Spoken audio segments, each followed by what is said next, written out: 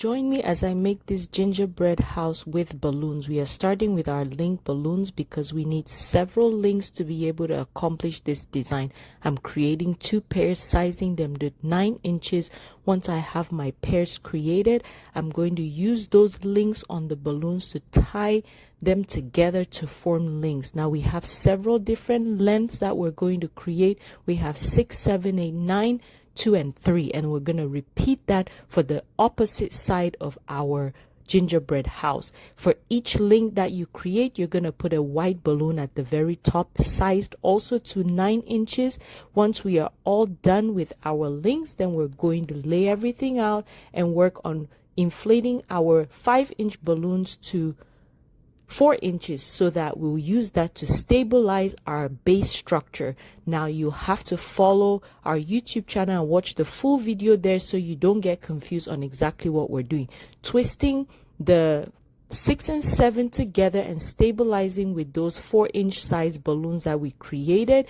Then you're going to move on to repeating the same thing with the 7 and 8. And once you have everything to the top, you're going to connect your white balloon to the base of the next balloon. This is done so that you're able to form that structure and it ends up being very stable. Repeat that same thing. Now this is half of our gingerbread house. Once you're done with this left side, you're going to move on to the right side. Repeat the same process. You're going to end up with 2 columns on either side. Once all that is complete, again, we're twisting it twice so we don't lose the position of our link balloons.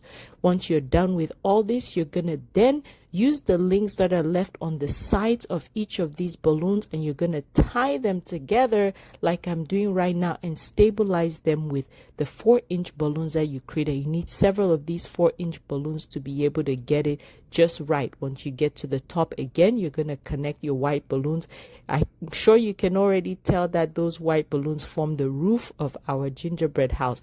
Now this is the middle part of the gingerbread house above the arch. We're going to just connect that piece at the very top right there, and then you connect everything. This forms the base structure of our gingerbread house. Now how do we get it upright? We're going to use our lamppost stands, and these are weighted on the bottom so it helps give it more structure.